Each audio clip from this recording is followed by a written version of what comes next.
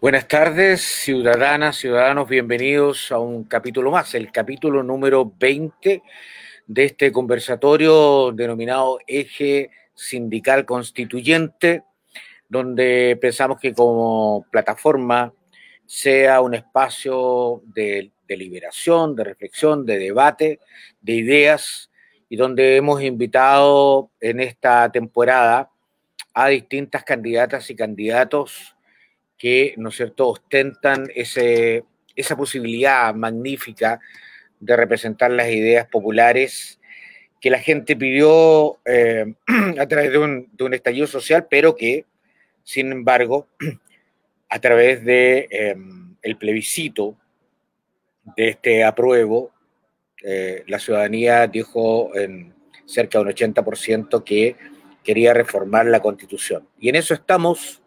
Es un hito histórico que nos va a acompañar en los próximos 40, 50 años y que va a acompañar también a las nuevas generaciones en este espacio donde hay responsabilidades sociales, políticas, culturales muy importantes y muy relevantes, no solo para los candidatos y candidatas, sino también para la ciudadanía en general, que vaya más allá de la urna, vaya más allá del 11 de abril, donde además escogemos gobernadores, alcaldes, consejos municipales, ¿no es cierto? Y por supuesto nuestras representantes constituyentes. Voy a presentar a nuestros invitados para conversar esta tarde. Esperamos que sea un diálogo fructífero, lleno de ideas, ¿no es cierto?, y de sueños posibles para esta nueva constitución.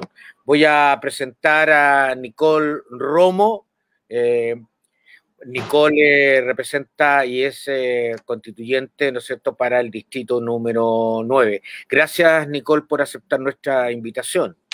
Buenas tardes, Jaime. Muchas gracias a ustedes también por la invitación y por abrir estos espacios de conversación para acercar el proceso constituyente a la ciudadanía, porque como tú bien dices, este es un proceso que tenemos que estar todos involucrados de principio a fin, y creo que estos espacios de conversación colaboran mucho con eso. Exactamente. Bueno, Nicole es asistente social y además ha tenido una tarea muy importante con una serie de corporaciones, las cuales ha acompañado durante mucho tiempo y que le ha permitido también estar en contacto con esa realidad tan esquiva que muchas veces se mira, ¿no es cierto?, desde ese edificio monstruoso de Valparaíso, desde esas oficinas cómodas, ¿no es cierto?, pero que sin embargo muy pocos representantes del Congreso tienen la dedicación, el tiempo, la necesidad de cubrir esos territorios, y por eso que justamente el trabajo de los constituyentes abre un espacio distinto, tal vez para que nos podamos reencantar desde la ciudadanía con una nueva forma de mirar la política, claramente. Y también tenemos un segundo invitado, abogado, ¿no es cierto?, asesor sindical, relator además de seminarios, así que don Raúl Osorio, que ya es parte de la familia, a quien le agradecemos nuevamente que nos acompañe. ¿Cómo está, Raúl? Bueno, un millón de gracias, estoy muy bien y muy complacido de poder participar nuevamente. Correcto. Nicole, ¿qué gatilla en esta asistente social este deseo de representar popularmente a nuestro pueblo en las próximas convenciones constitucionales? Mira, tiene una motivación que tiene mucha relación con mi vida personal y por supuesto también con mi vida laboral. O sea, cuando tú dices representar a este pueblo, yo soy parte del pueblo, me siento parte del pueblo. Yo vivo en Recoleta, yo soy parte acá del distrito 9, yo crecí en una población acá y muy vinculada a los temas sociales desde muy pequeña, desde los 13 años que he estado trabajando y vinculada a trabajos comunitarios con mis vecinas, mis vecinos de ese momento. Y eso yo creo que sembró en mí un profundo sentido de justicia social, desde esa experiencia que en su minuto fue familiar, fue con mis padres, con mi hermana, y que sin duda marcó mi decisión de querer ser trabajadora social. O sea, fue una decisión que está muy vinculada a esa experiencia porque yo sentía que esta carrera me permitía adquirir las herramientas técnicas para seguir haciendo lo que yo quería hacer que era trabajar por una sociedad más justa y poder contar con más herramientas para hacerlo, y es a lo que me he dedicado toda mi vida. Yo he trabajado, siendo trabajadora social, partí trabajando, bueno, en La Pintana, acá en Recoleta, en Conchalí, en Cerro Navia, siempre en temas con población en situación de vulnerabilidad, en temas de educación, de salud, rehabilitación de drogas, personas con discapacidad, personas mayores, mujeres. Y bueno, me he ido especializando en el tiempo, adquiriendo otras herramientas que yo creo que me han servido para poder fortalecer, colaborar en fortalecer el rol de las organizaciones de la sociedad civil, porque creo que justamente es un sector que también, como tú lo decías, se hace parte también de lo político, se hace parte de la construcción del país que queremos, no desde el punto de vista partidista, no desde lo que ejercen los partidos políticos, la clase política, sino que desde otro lugar, pero también fuertemente vinculada. Y por lo tanto, toda esa experiencia me llevó a querer hacerme parte del proceso constituyente, y fue una decisión también colectiva, o sea, no fue una decisión solo personal, fue una decisión personal, familiar y también colectiva con otras y otros con las que llevamos mucho tiempo trabajando en conjunto y con quienes fuimos construyendo esta plataforma, este movimiento de independientes no neutrales de cara al proceso constituyente. Uh-huh. Bueno, el programa de hoy lo hemos denominado Surfeando, ¿no es cierto?, la constituyente. Yo creo que, sobre todo para los independientes, va a ser un verdadero. Yo no sé si el entrenamiento lo harán en Pichilemu, no tengo idea, pero va a ser un tema no menor y no menos complejo, digamos. Y estamos en un escenario, Raúl, ya llevamos casi 12 meses de encierro, la mayoría de las chilenas y los chilenos, y ahí hay un tema candente que queríamos tocar contigo, y dado el seminario que tú estás llevando a cabo junto a Pablo Cárcamo, ¿no es cierto?, para dirigentes, líderes y trabajadores, ¿no es cierto?, que tiene que ver con este nuevo escenario que nos obligó precipitadamente el COVID-19, que tiene que ver con cómo estamos conectados al trabajo a través de, ¿no es cierto?, esta denominación llamada teletrabajo, que tú muy bien exponías, que se generó un concepto que se genera a partir del año 73 o 75, no me acuerdo bien, en Estados Unidos, en Arizona al parecer, y que habla de esta nueva forma que toman las empresas respecto de sus nuevos formatos de productividad.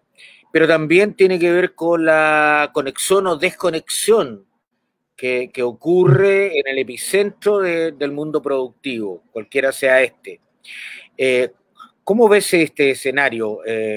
Porque la sensación que tenemos nosotros los ciudadanos, Raúl, es que está un poco desprotegido el trabajador y la trabajadora chilena respecto a lo que debieran ser normativas o políticas públicas, ¿no es cierto?, en el aspecto del teletrabajo. Bueno, en relación al teletrabajo, lo que uno puede tratar de concluir después de un año de aplicación a marcha forzada de esta institución, que es una institución antigua, el teletrabajo nace con un elemento deliberado de tratar de enfrentar la crisis del petróleo en Estados Unidos, y tiene que ver con condicionantes básicamente económicos. Sorprende que sorprenda que el teletrabajo llegó, porque el tratamiento del teletrabajo tenemos desarrollado en aproximadamente 50 años, y tenemos allá en el 2002 un acuerdo marco normativo en Europa del teletrabajo, y varios estudios muy interesantes a principios del año 2000 en Chile, referidos al teletrabajo. Entonces, que haya generado esta dinámica y esta especie como de vorágine indica un poco el nivel de improvisación que tenemos como sociedad. Eso es en definitiva lo que uno puede advertir. Esto llega como golpe porque no se tomaron recaudos y simplemente tuvimos que asumir una realidad en forma precipitada. Tenemos una ley que es una ley bastante genérica, que no cubre muchos aspectos, pero que tiene en general los vicios que tiene toda nuestra normativa, que es la desconexión con la realidad. Ese es nuestro problema fundamental. Y la ausencia de elementos que dicen relación con el diálogo ciudadano para ocupar esos espacios que la norma jurídica no alcanza a lograr. Yo diría que nosotros estamos pagando los pecados genéticos que tiene todo nuestro sistema normativo y que el laboral se enuncia muy claramente en esta distancia que se produce entre la realidad y la ley. En definitiva, yo creo que eso es lo que estamos viendo. Estamos en un escenario cambiante. Todas las expectativas de teletrabajo que tenían que darse en las sociedades donde se había estudiado en forma periódica, en un tiempo prolongado, se dieron en un plazo muy breve, meses, menos de un año. Y tenemos un mundo distinto a partir de ese instante, un mundo que ya no va a volver al mismo cauce y tenemos que afrontar realidades nuevas que el sistema jurídico no había contemplado suficientemente y que evidentemente como sociedad nos ponen un desafío importante. ¿Sabes? Uh-huh. Ahora, haciendo un puente con lo que acaba de señalar Raúl, la mujer y el teletrabajo es una doble mochila, ciertamente, y ha sido muy complejo para nuestras trabajadoras, cualquiera sea el oficio, la profesión que ejercen, porque además de la ocupación y la productividad que piden las empresas y que pide el Estado también, hay una importante cantidad de funcionarios del Estado que están trabajando desde sus casas, también está el cuidado de sus hijos y también están todas las tareas domésticas. O sea, las mujeres tienen que rendir en tres focos o en tres ejes principales. ¿Cómo ves tú ese escenario, Nicole? Mira, o sea, estoy totalmente de acuerdo con lo que han señalado, un poco cómo llegó de golpe el teletrabajo. O sea, la sensación, y yo creo que muchos lo vivimos, fue que de un día para otro nos enviaron a la casa, así, y trabajé desde la casa sin ninguna preparación, sin ninguna planificación, y con mucha improvisación de cómo uno tenía que empezar a desenvolverse, y eso implicó no solo una transformación laboral, sino que también en la vida personal, de cómo uno, desde ajustar el espacio que uno habita en la casa para poder desempeñar las tareas propias del trabajo. Y en relación a las mujeres, además, con el tema que significaba tener a los hijos en la casa y entendiendo que somos las mujeres las que tradicionalmente hemos asumido las mayores tareas de cuidado y las tareas doméstica, más que nada por una estructura cultural, porque en realidad yo creo que si estando ambos en la casa, yo creo que uno podría pensar que las tareas podrían ser divididas, pero culturalmente estamos diseñados, digamos, hasta ahora, y esto está cambiando claramente en la reflexión y en la intención, digamos, de generar nuevas condiciones, de que la mujer es la que asume esta tarea. Y durante la pandemia, además, tuvimos un gran retroceso de inclusión laboral de las mujeres, retrocedimos cerca de 10 años de participación laboral de las mujeres durante la pandemia, y eso sin duda que trae un impacto a las mujeres, pero también a los ingresos familiares y al desarrollo de las mismas, y tenemos un gran desafío para poder reorganizar lo que es el trabajo, el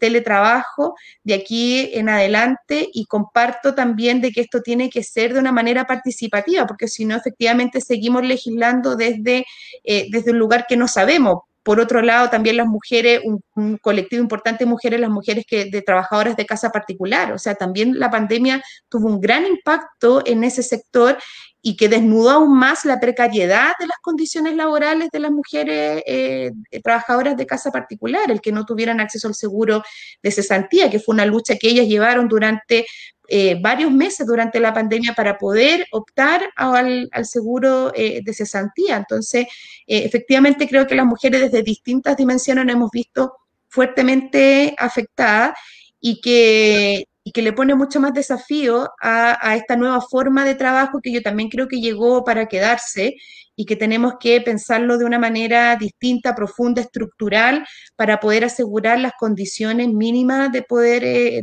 desempeñarse en el trabajo, en esta modalidad del teletrabajo. Raúl, ¿hay algunas experiencias de las cuales nosotros podríamos recoger algunos indicios de cómo manejarnos en este escenario que nos va a acompañar también el 2021? Y por qué no, también preguntarnos si es posible que esto sea parte, no sé si del tronco grueso de la nueva Constitución, pero por lo menos de una articulación legal, ¿no es cierto? Porque no creo que sea la última pandemia, y es probable que también, de alguna manera, culturalmente, vayamos caminando hacia el teletrabajo por distintas razones. Mira, yo pienso que tenemos ejemplos comparados que asumen el análisis previo a la dictación de la norma. Hay normativas, particularmente en Europa, países que han tratado el tema del teletrabajo con cierta relación antes de legislar, no legislar a la rápida, y que tienen experiencias que son significativas. Pero yo diría que lo más importante, o al menos lo que uno puede ver en la experiencia comparada, es el significado que tiene el diálogo social para integrar la norma. Y eso yo creo que es un elemento muy importante que se debería recoger en el proceso constituyente. El- la norma no queda completa en sí misma, no está sujeta después a un acto de autoridad. Tenemos ejemplos como el ejemplo francés o el ejemplo italiano, que consideran que es el diálogo social, la negociación colectiva que se produce a nivel nacional, la que integra normativamente y copa los vacíos de la legislación. Tenemos el caso de Neozelanda, que es famoso por la eficiencia con COVID, que también generó algunas salvaguardas y condiciones que iban en la línea de resguardar el diálogo y producir una normativa que fuese más interesante. Yo, en este contexto, quizá lo que uno podría pensar es que la situación de desprotección que vive la mujer respecto a la duplicidad de funciones no es solamente en el teletrabajo, hace más evidente el teletrabajo porque el tema del cuidado personal de los niños está ahí, está en una condición inmediata, no latente. Entonces, se hace evidente una realidad cultural que determina que exista una mayor carga de trabajo, una situación de menoscabo respecto a esta presunta igualdad de roles o igualdad de trato. Entonces, yo creo que en definitiva solo tiene que ver y buscar ejemplos. Yo buscaría un ejemplo macro, no un ejemplo micro de cómo se atiende el teletrabajo, sino cómo las sociedades son receptivas a que entre trabajadores y empleadores se genere la cobertura normativa para dar protección social. El trabajo no es una condición adjetiva secundaria de la relación social, es una condición determinante y fundamental. Entonces, el trabajo debe tener un rol orientador en cuanto a la forma en que se debe integrar la normativa y generar estos resguardos de estas instituciones sociales. Eso es en definitiva. Y yo quería comentarle, a Nicole, ¿cuál es la visión que tienen en ambientes no neutrales respecto a que exista el diálogo social, a que la Constitución se abra a una normativa blanda, si uno quiere, que no sea estrictamente legal, sino que tratar de abrirse a estas situaciones que aparecen con más determinantes o en cuanto a sociedades que tienen algunos paradigmas que nosotros no tenemos. ¿Ah? Entonces la pregunta es si perciben el independiente específicamente la posibilidad de que el diálogo social se integre como una institución y cope y espacios que nosotros entregamos regularmente en la normativa. Por ejemplo, el reglamento del teletrabajo, la reglamentación del teletrabajo. O sea, bueno, en el tema macro, yo creo que mirando el tema del trabajo, yo creo que esta crisis que hemos vivido no solo nos hace reflexionar acerca de las modalidades de trabajo como el teletrabajo, como una forma de poder llevar adelante, digamos, las tareas laborales, sino que también la fragilidad también de los trabajos, la precariedad de los trabajos, yo creo que también quedó un poquito desnudada durante la pandemia, y cómo eso también tenemos que abordarlo, porque como decía Jaime, crisis vamos a seguir teniendo, y yo creo que lo que tiene que cambiar es justamente la forma en que enfrentamos estas crisis, ¿ya? ¿Qué mecanismos nos aseguramos para poder tener todas las herramientas necesarias para que el impacto social y económico cuando sean crisis de pandemia o sanitaria sean mitigadas lo más posible y no que lo que nos pasó durante el año 2020 que seguimos viviendo hoy día en relación al impacto en estas dimensiones.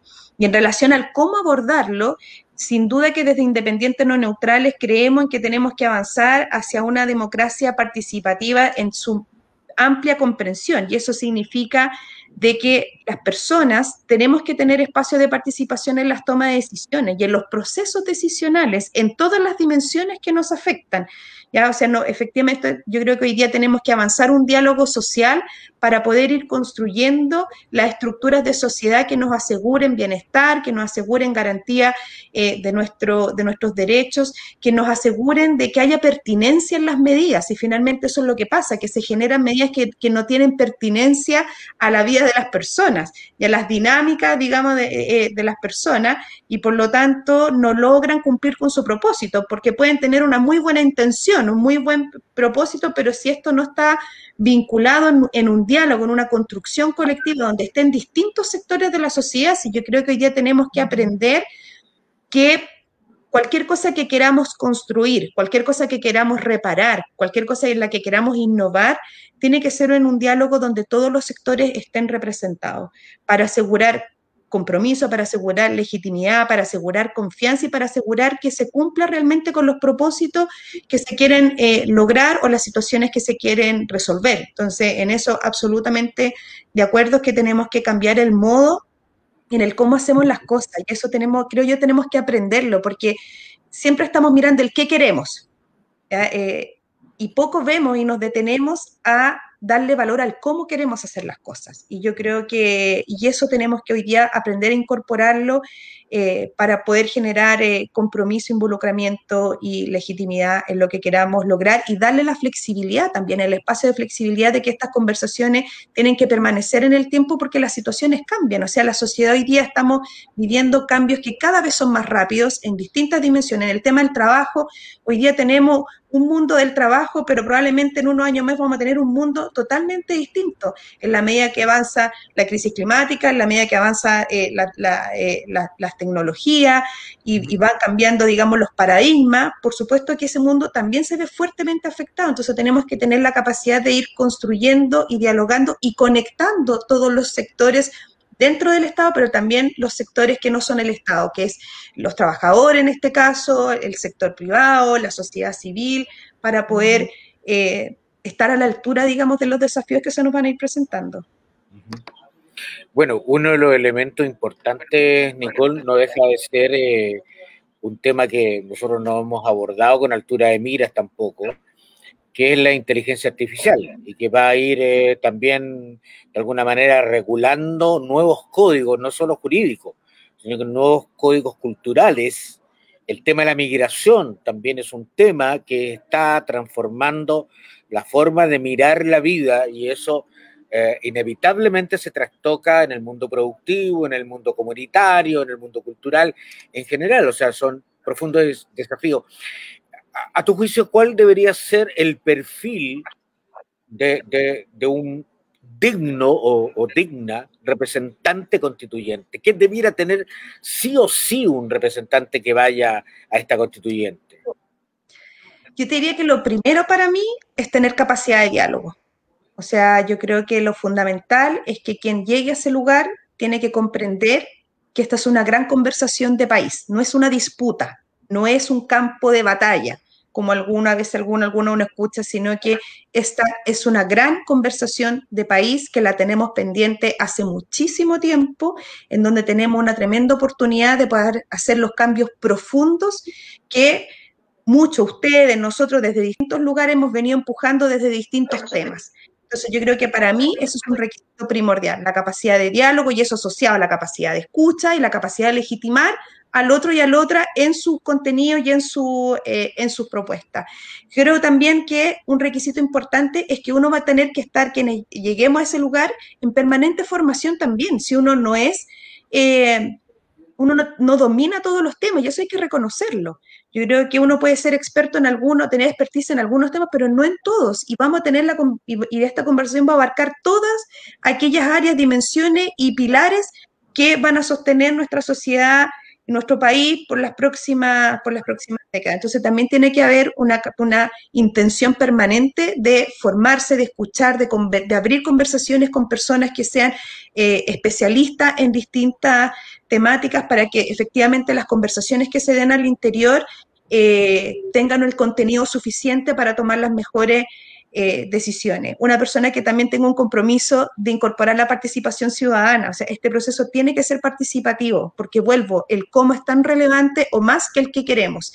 Y yo creo que el proceso constituyente tiene que asegurar participación ciudadana, a nivel territorial, a nivel de organizaciones, a nivel de sectores, para poder sentirnos todos parte de esta gran conversación. Y por otro lado, una capacidad de mucha escucha de dónde están las aspiraciones, los sueños también y las esperanzas de la ciudadanía.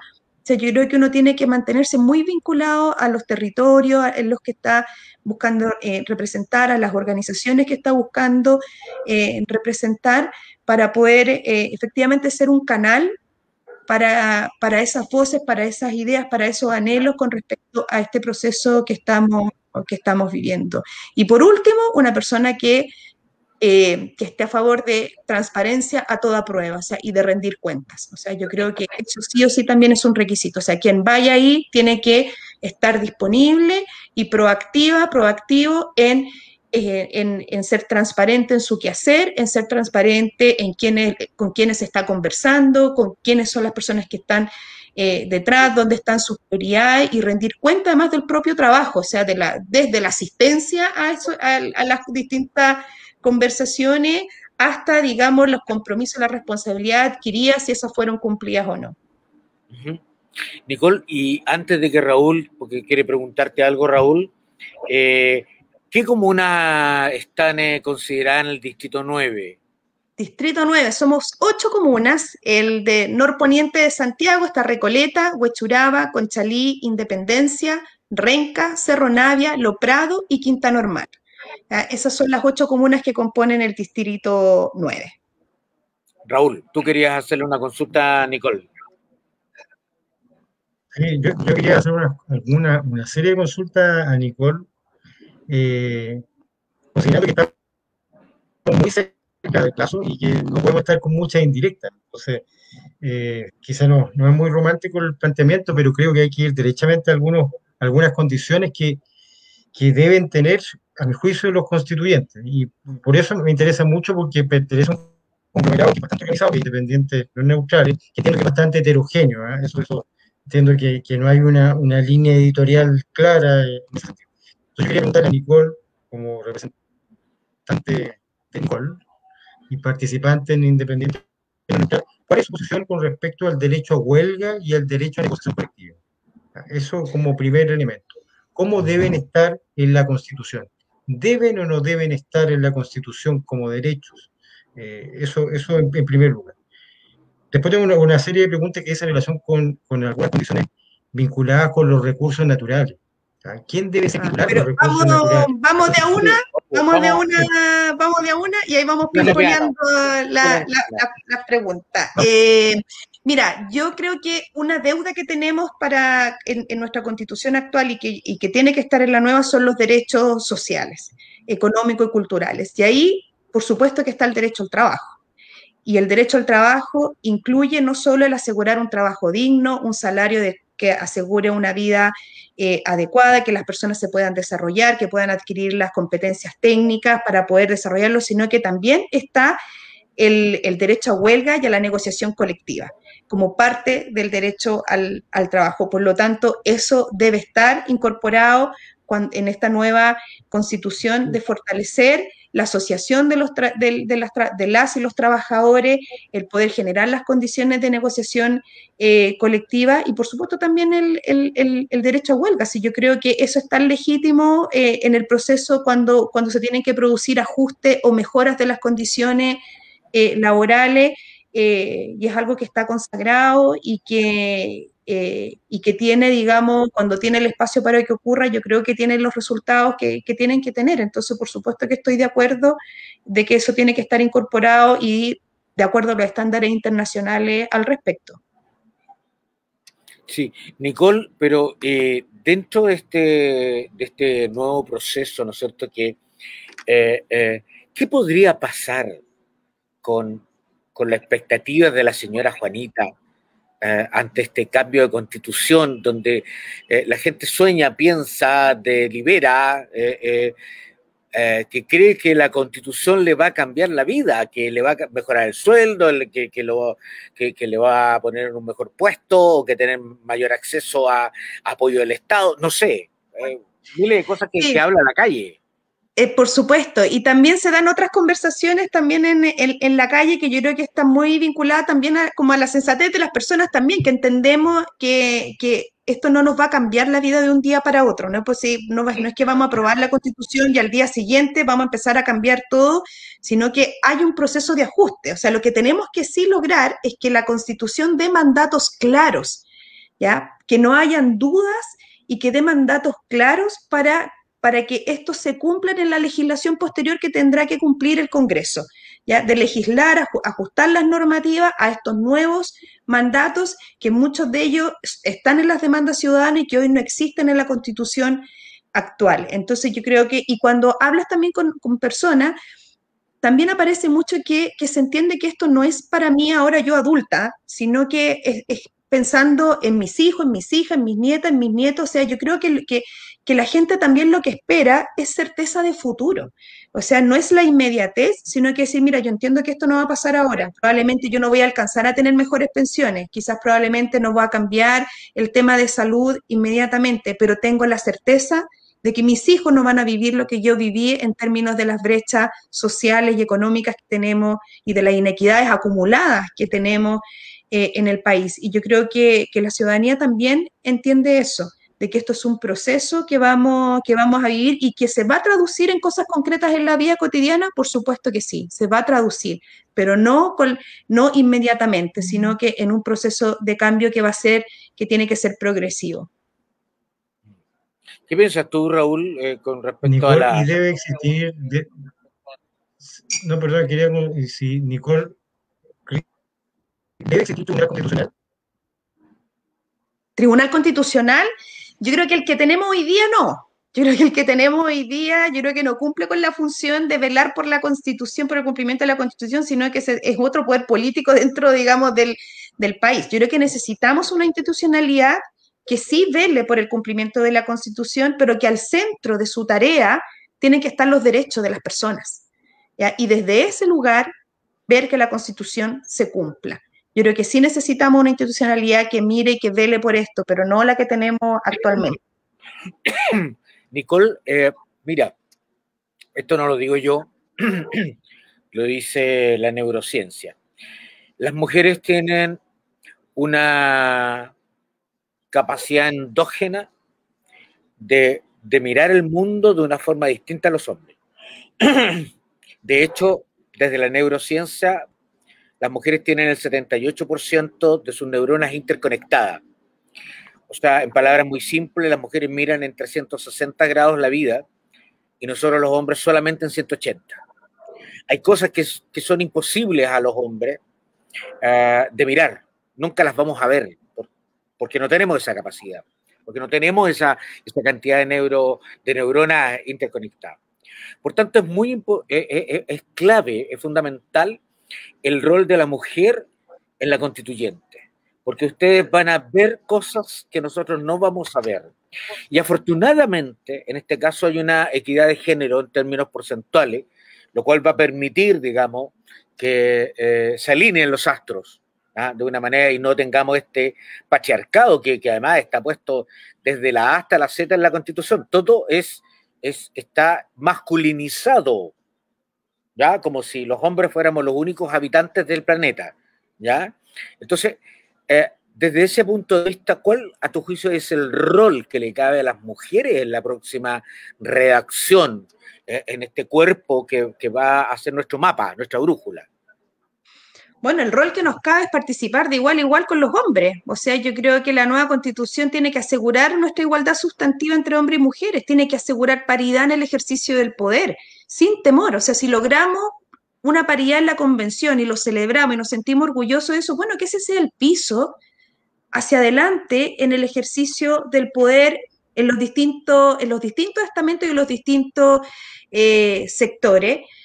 Como también paridad en la vida privada. O sea, yo creo que en el espacio privado también se tiene que dar esta paridad para que justamente terminar con las barreras de discriminación o las barreras que impiden el desarrollo de las mujeres, como lo hemos mencionado anteriormente, que tiene que ver con la carga del cuidado, del trabajo doméstico.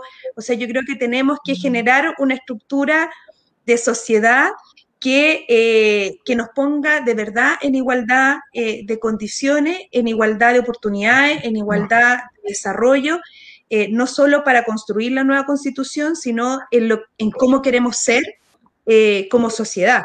Y aquello que tú dices, esta amplitud de mirada que tenemos las mujeres, yo creo que verla como un recurso para hacer una mejor sociedad. Sí, yo creo que en la medida que logramos ponerle más mirada, más diversidad a todo lo que hacemos, lo único que vamos a lograr son mejores resultados. Nada más. Entonces yo creo que eso es lo que debiéramos avanzar y lograr. Tú me dijiste al principio, o creo que fue en backstage, no sé, que le había echado una mirada al sitio web de Eje Sindical Constituyente. ¿Qué es lo que te llama la atención de este decálogo, que en realidad no son 10, sino son 11? Sí, primero me llamó la atención eso, que eran 11, que no eran 10 cuando los revisé. Yo creo que todos ellos son tremendamente necesarios hoy día para justamente avanzar en que las personas podamos ejercer nuestro derecho al trabajo de una manera plena. ¿Ya? Me gustó mucho cuando se hablaba de la equidad, de la interculturalidad, de la igualdad y no discriminación. Yo creo que eso es justamente abrirnos las oportunidades para tener un mejor desarrollo también del país, y que las personas puedan sentirse que su dignidad es reconocida. Yo en este tiempo he hablado también en las conversaciones que he tenido, y el trabajo aparece como un tema que está tan vinculado a la dignidad. ¿Ya? Al que yo no quiero que me regalen las cosas, yo no quiero que me regalen nada, yo quiero hacerlo, quiero lograrlo, quiero trabajarlo para poder desarrollarme. Y hoy día tenemos tantas brechas salariales, pero tenemos muchas brechas que están más asociadas a la discriminación, o sea, la inclusión laboral de las personas con discapacidad, la misma inclusión laboral de las mujeres, de los migrantes, de las personas privadas de libertad. O sea, yo creo que el trabajo es un eje clave para poder trabajar, por ejemplo, la inclusión de personas que están privadas de libertad. O sea, yo creo que el trabajo es el centro de la inclusión de ese colectivo. Entonces, creo que ahí tenemos tanto que avanzar todavía en nuestro país. Así que yo, estando de acuerdo con todo lo que ustedes señalan, yo diría que el número 3 es aquel que siento que es donde tenemos tanto espacio todavía por trabajar. Raúl, tú querías hacerle una consulta a Nicole. Sí, quería seguir en la línea de las consultas. De los recursos naturales que abundan y proliferan en Chile y que a veces se perciben como una bendición. ¿Crees que recoger un tratamiento especial sobre los recursos naturales, particularmente la riqueza minera, como un mecanismo para el logro de la satisfacción de muy contingentes necesidades sociales que nos apremian? ¿Percibe que la Constitución pudiese tener un lineamiento en torno a la destinación de la riqueza minera y los recursos naturales? Bueno, nosotros en Independientes No Neutrales tenemos un lineamiento específico, así en términos, digamos, más generales, digamos, no solo en relación a los recursos naturales, la minería, que es un nuevo trato con el medio ambiente, ¿ya? Y que eso tiene que ver con un nuevo trato también de nuestros recursos naturales, y que sin duda eso impacta en el desarrollo que queremos tener como país, ¿ya? Y yo creo que poniendo al centro el cuidado del medio ambiente, sus recursos, la sustentabilidad, pensando además una solidaridad intergeneracional, en donde tenemos y eso, por supuesto, que nos lleva a repensar justamente la explotación de nuestros recursos naturales, el cómo eso afecta, digamos, el desarrollo y la vida posterior dentro de nuestra sociedad.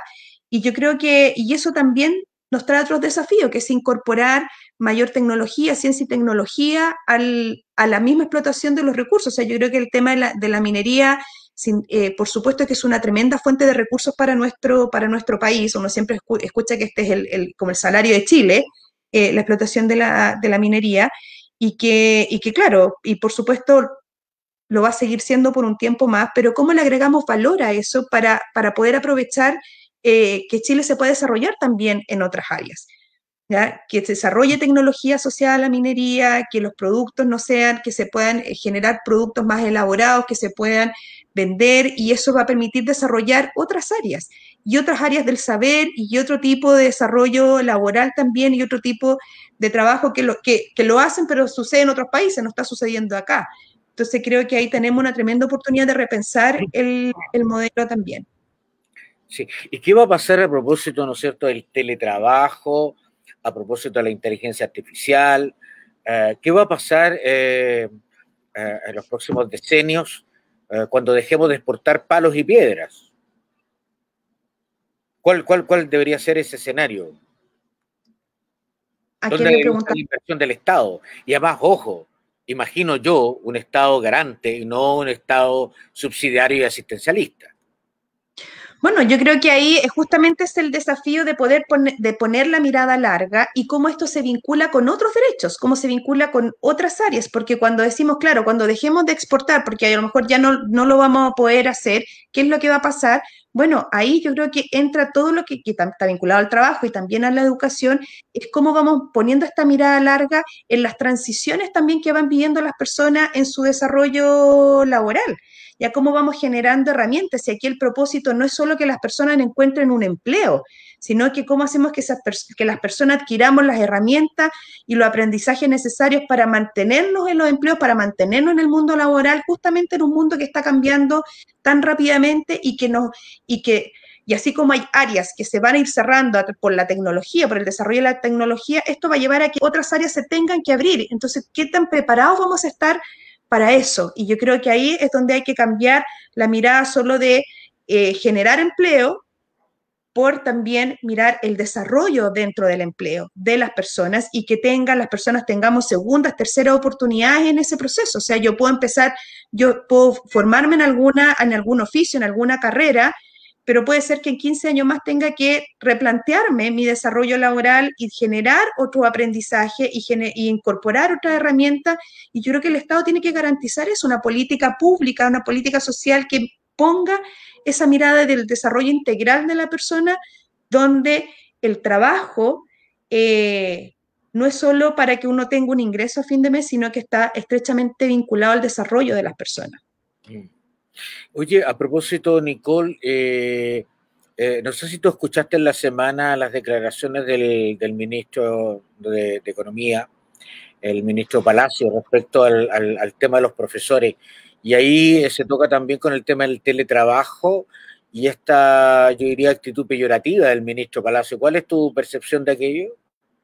Mira, es como, o sea, lamentable, absolutamente lamentable la declaración que él hace, pero tampoco sorprende porque nos hemos llenado de tantas declaraciones de este tipo en distintos temas durante los últimos años, desde que las personas van a hacer vía social a los consultorios, donde que si están las cosas caras compre flores, que mejor levántese más temprano para que le salga más barato el transporte público. El mismo ministro Palacio en algún minuto dijo, oye, pero si una persona con 300.000 pesos que vive sola vive perfecto. Y bueno, y se suma esta última con respecto a los profesores. A mí lo que me dice fundamentalmente, que también lo hablábamos al inicio, es la desconexión que hay, que tenemos dos Chiles o más habitando en un mismo territorio que no se conocen, que no se cruzan, que no empatizan, que no se, eh, que no se miran y tampoco se entienden. Entonces, y eso hace que, también como lo dijo Raúl en su minuto, tengamos muchas veces normativas o definiciones y decisiones que están tan alejadas de la realidad de las personas. Y eso lo único que genera es frustración, es rabia y desconfianza también con respecto a quienes nos representan. Y en particular con respecto a los profesores, o sea, yo creo que el año pasado a todos nos tocó durísimo, a todos y a todas nos tocó durísimo, pero sin duda que a las profesoras y a los profesores les tocó quizás, no sé si mucho más, pero creo que está entre aquellas profesiones que tuvieron que, sin ninguna herramienta, sin ninguna preparación, tener que reinventarse en el trabajo. O sea, Porque una cosa es enseñar en una sala de clases y otra cosa es enseñar a través del computador y de adquirir las herramientas digitales para poder hacerlo, diseñar clases totalmente distintas hacia un público que está ahí o que tú no sabes si está ahí porque están con las cámaras apagadas, no tengo idea, con todas las dificultades propias de la casa, propias de la familia y personal de los profesores y también con la vida personal de sus mismos estudiantes. ¿Ya? Entonces creo que son totalmente desafortunadas, lamentables, totalmente desvinculadas, yo creo que de la realidad que han vivido las profesoras y los profesores, y que yo creo que al contrario, yo creo que hay que manifestar todo el respeto y admiración por haberse reinventado en tan poco tiempo, porque no era solo entregar conocimiento, sino que también la retención de los estudiantes. Tenemos mucha deserción escolar durante el periodo de la pandemia, y yo soy testigo del esfuerzo de profesores y profesores por evitar esa deserción. Mira, haciendo clase online, si no tenían computador, les mandaban el video por el celular, y si no le respondían, les mandaban el WhatsApp, y si no respondían, los llaman por teléfono, y si no respondían, profesores que iban a las casas a dejar las cosas. Entonces, de verdad que yo creo que al contrario, es como un poco Raúl lo señalaba, yo creo que tenemos que repensar de una manera más integral y quizás con una mirada más larga qué significa enseñar en esta modalidad online, presencial, porque yo creo que finalmente mientras no salgamos bien de la pandemia, yo creo que va a haber una combinación de presencial, online y cómo generar como la estructura para que eso realmente suceda y que los profesores tengan los apoyos necesarios para desempeñar su trabajo. ¿Ya? Porque también en lo que hablamos, o sea, es como que uno se tuvo que armar todo en la casa, por la oficina, el espacio, que no hablen, que el silencio, que la luz, que no sé qué, quedarse diseñando y aprendiendo nuevas herramientas. Yo creo que hay que garantizar condiciones adecuadas para que ellos puedan desarrollar su trabajo en las condiciones que nos encontramos actualmente. Raúl, quería complementar un poco lo que comenta Nicole.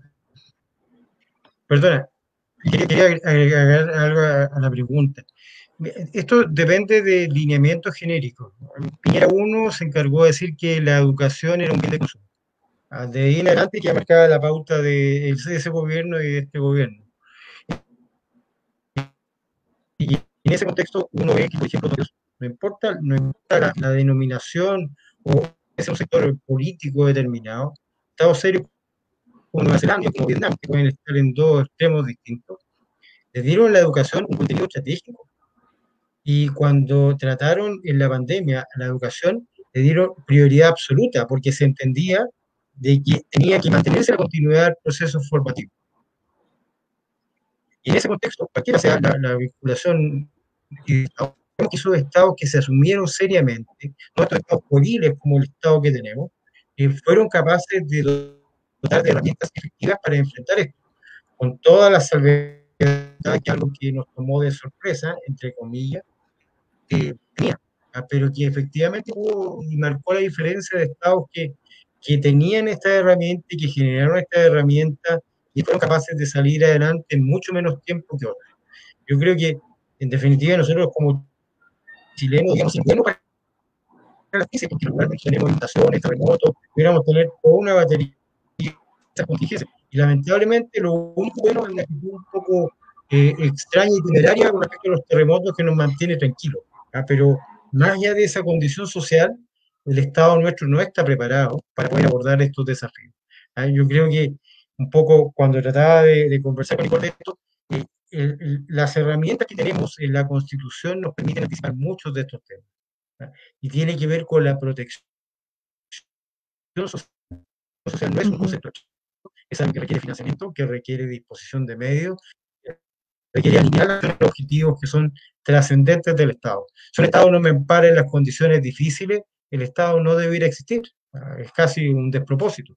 Entonces, yo creo que en buena medida mi pregunta apunta a eso. El rol del Estado, cómo el Estado garantiza y cuál es la sustancia que el Estado tiene que tener para poder garantizar. A ese era un poco el asunto. Disculpa, Jaime, que no te...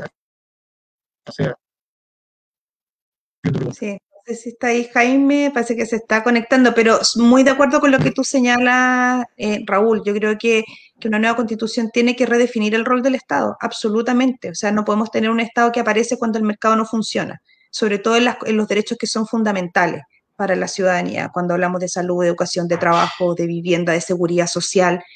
Yo creo que tiene que ser, por supuesto que exactamente al contrario, o sea, un Estado que es garante, que nos garantiza un bienestar independiente de nuestra condición. Si hoy día no podemos seguir teniendo una sociedad que nuestra calidad de vida depende de mi capacidad de pago.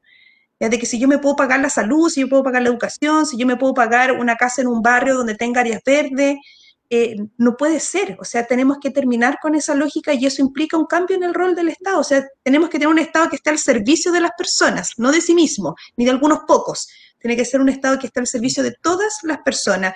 Y eso para asegurar justamente este bienestar, que no significa que desaparezca el mercado, ni las decisiones, ni las libertades personales de elegir, de que si tú quieres complementar y quieres utilizar el sector privado para ciertos servicios, o sea, no tiene nada que ver con eso.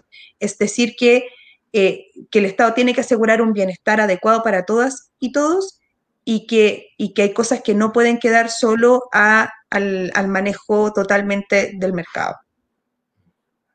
Nicole, ¿por qué las ciudadanas y ciudadanos de estas 8 comunas deben creerte? ¿Por qué me deben creer?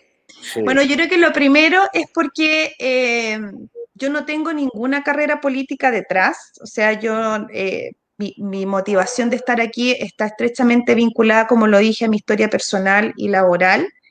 No tengo tampoco la aspiración de que esto sea un trampolín, sino que de verdad es querer ser parte de un proceso que es histórico para nuestro país, que está siendo único hasta ahora, porque mis propuestas son las que están ahí en mis redes sociales, no hay, es eso lo que yo creo, es lo que he conversado acá, lo que profundamente creo, porque estoy a favor de que esto sea con participación ciudadana, que sea con transparencia, porque vivo también en este distrito, soy una vecina más de este distrito, por lo tanto, lo que yo vivo es lo que vivimos todos acá, por lo tanto, conozco las necesidades, las he vivido, dónde está como las cosas que más duelen y las necesidades de estas comunas, y porque creo en el diálogo, creo profundamente en el diálogo y la colaboración y que tenemos que construir una sociedad que se base en eso, se base en el diálogo, la colaboración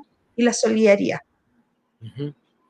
Raúl, en estos minutos finales y dado el escenario de próximas negociaciones colectivas de los sindicatos con las empresas, ¿qué es lo que debieran poner estos sindicatos respecto al teletrabajo sobre la mesa?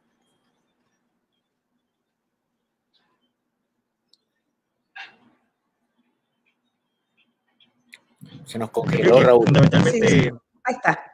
Se debería afrontar esto como de manera orgánica, una zona de resguardo de las garantías fundamentales de los trabajadores en un entorno distinto, a un entorno de difícil fiscalización, donde va a ser muy difícil la intervención de los órganos públicos para poder determinar condiciones como la seguridad, con respecto a la jornada elemental, el cumplimiento de todo el sistema de protección del trabajador. Yo creo que, en definitiva, los, los sindicatos deben tener un rol propositivo respecto a lo que debe ser el teletrabajo. Es decir, no debe quedar al arbitrio de la empresa, ni debe quedar al arbitrio a la omisión que pueda generar el Estado en torno al cumplimiento. Tenemos una legislación, sí, que no es la mejor, tenemos un reto de seguridad en teletrabajo. Yo creo que lo que van a hacer los sindicatos es hacer su propuesta integrales respecto a todos los aspectos que involucran la normativa del teletrabajo. Y de ahí en más, utilizar experiencias comparadas que puedan servir como guía para tratar de copar estos espacios. Muchos de los teletrabajadores van a estar deslocalizados, por ende, cualquiera sea la jurisdicción, debieran tener un entorno semejante de protección. Recuerda que estamos en un mundo dinámico en el cual las cosas que pasan en otro lado rápidamente se comunican y podemos nutrirnos también de esa experiencia y nosotros también aportar con la experiencia que tenemos. Yo creo que lo más importante es generar un estatuto laboral del teletrabajo con defensa específica de los intereses de los trabajadores en este nuevo entorno que sea la relación laboral. Correcto. En estos minutos finales, ¿cuál sería la invitación de Nicole Romo a estos ciudadanos y ciudadanas de estas 8 comunas de tu distrito, pero también, ¿por qué no?, de la región y del país. Sí, yo creo que el llamado es para todas y todos. Yo creo que es un llamado a seguir vinculados y vinculadas a este proceso, a participar, porque la elección del 11 de abril es solo un paso más en este proceso, no termina allí. O sea, este proceso comenzó en octubre del 2019 y va a finalizar ni siquiera cuando aprobemos o rechacemos, digamos, con el plebiscito de salida de la nueva constitución, sino que va a finalizar cuando finalmente podamos decir que toda nuestra normativa, toda nuestra estructura está en diálogo con la nueva constitución que vamos a definir. Por lo tanto, mi invitación a involucrarse es a ir a votar también el 11 de abril. Lo que logramos es revivir lo que vivimos el 25 de octubre, o sea, la emoción que vivimos el 25 de octubre cuando gana el apruebo y la convención constitucional es una emoción de que juntas y juntos podemos lograr lo que queramos, ¿ya? Pero depende de que todas nos sintamos parte de ese todo, de que todos sumamos, de que nuestro voto es importante y marca la diferencia. Y yo creo que el 11 de abril tenemos que marcar esa diferencia nuevamente, participar, ir a votar, marcar nuestra preferencia y después pedir y exigir que el proceso sea de cara a la ciudadanía, para que este sea una experiencia de país y no una experiencia de un grupo elegido que después solo informa al país, sino que sea algo que vivamos en conjunto y que nos sintamos orgullosos de ese proceso y que después lo queramos compartir con todo el mundo. Perfecto. Bueno, agradecerle a Denise Flores, a Fabiana Edo, a Eduardo Valenzuela y al sindicato de trabajadores, ¿no es cierto?, de la compañía minera de Huasco, que han estado acompañándonos a través de sus saludos y sus reflexiones también.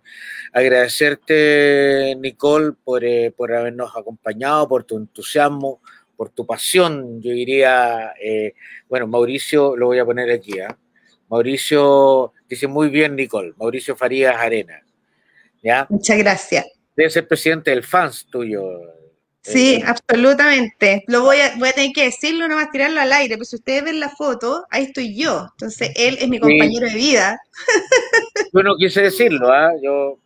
Sí, pero ya está ahí la foto, yo se lo agradezco. ¿Y sabes qué? Y para que esto muestra que esta tarea, en esto que estoy, es un proyecto familiar colectivo. Entonces, también es una forma de transmitirlo así. Sí, vienen meses duros, meses duros. Ahí entonces Mauricio, Forza Italia, Mauricio, Forza Italia, porque va a tener que tener mucha paciencia. Don Raúl, muchas gracias una vez más por acompañarnos e ilustrarnos hoy día sobre el teletrabajo y la desconexión. Así que a ambos muchas gracias. De verdad te deseo mucho éxito, Nicole. Muchísimas gracias a usted por la invitación, Jaime, Raúl, por la conversación y agradecer, yo lo dije en un inicio, pero lo vuelvo a decir, creo que estos espacios son tremendamente importantes y que no son solo en este proceso, sino que durante todo el proceso, lo que vaya sucediendo después durante la convención, estos espacios de conversación, de acercar el proceso a las personas son tremendamente relevantes. Así que muchísimas gracias.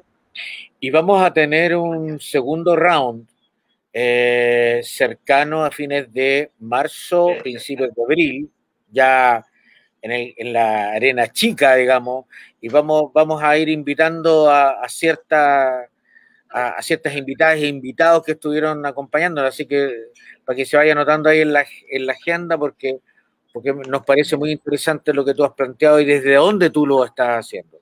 Así que muchas gracias. Feliz yo de volver a estar acá con ustedes. Perfecto. Nicole, Raúl, a nuestras amigas, amigos, ciudadanos, ciudadanas, nos encontramos el próximo jueves a las 20 horas por el mismo telecanal o el mismo Vaticanal para la generación vieja como la mía, gente que veía Batman, y nos encontramos por Facebook Live. Así que muchas gracias por habernos acompañado. Nos vemos. Que estén muy bien. Muchas gracias. Chao.